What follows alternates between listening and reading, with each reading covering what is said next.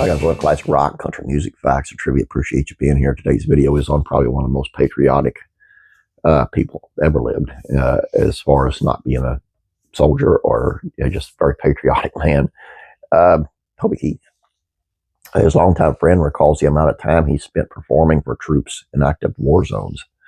He said he needed a timeshare in Iraq. Toby Keith was an incredibly country music artist, incredible country music artist.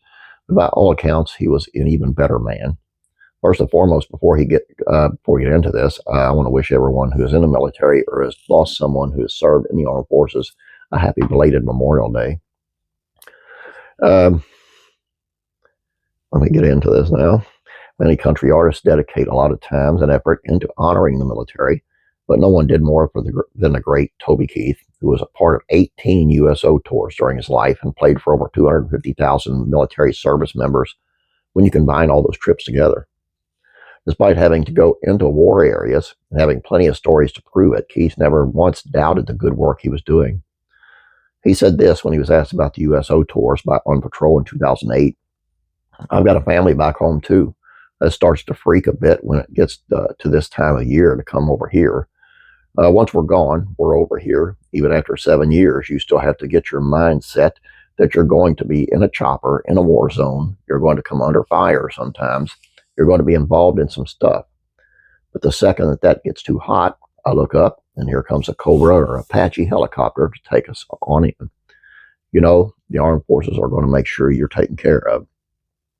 He's never afraid to go into active war zones in the Middle East, and during an appearance on the Drifting Cowboy podcast, Toby's longtime friend Cletus T. Judd, whose real name was James Barry Poole, talked about his friend and his deep love and admiration for the military. Toby had asked Cletus many times to go overseas with him, though he told Toby he was a big sissy and he planned to stay in the USA.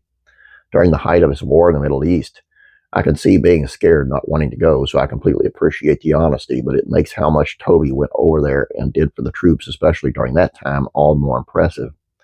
Cletus joked that he told Toby all the time he needed to just get a timeshare over in Iraq because of how much time he spent there.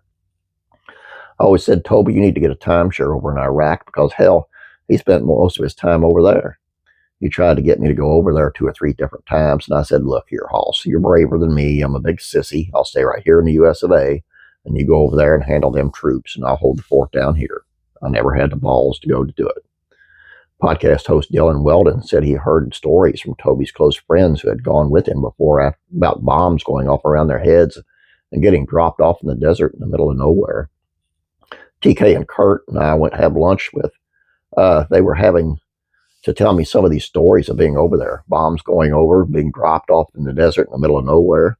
Cletus explained that it didn't faze Toby at the least. Didn't faze Toby Keith. He's just a big old boy. He can't handle himself, I promise you. Just hard to wrap your brain around, but he was one of a kind and had a deeper love for the country and the people who defend it. Impressive is a massive understatement. The podcast clip also showed vintage footage of Keith talking about why his work with the USO was so important, which stemmed from the fact that his own father was in the Army. My dad was a soldier, so my heart, person foremost, was always with the Army. But getting out there and meeting all the military, I've got a whole new respect for the whole organization. We just like to bring peace of home here and hope everybody take time off from the war and kick back a little bit and have some entertainment, just like they would have at home. It didn't take very long at all to realize how appreciative they are that somebody does take the time out of their life to come over here. Hearing from Toby's friends about the kind of man he really was behind closed doors and how it truly matched the persona he presented to the world is so refreshing, and there's really will never be another one like him. Just an amazing guy. And he went into war zone. I went over and did shows in Kuwait in '98, and I was kind of freaked out a little bit, but I can only imagine what he went through, over there with the bombs and all that. God bless him. God rest his soul. Just a wonderful, wonderful human being. A heck of a musician and songwriter.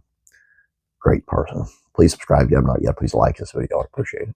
You have a great day, guys. God bless you. And I'm praying for you.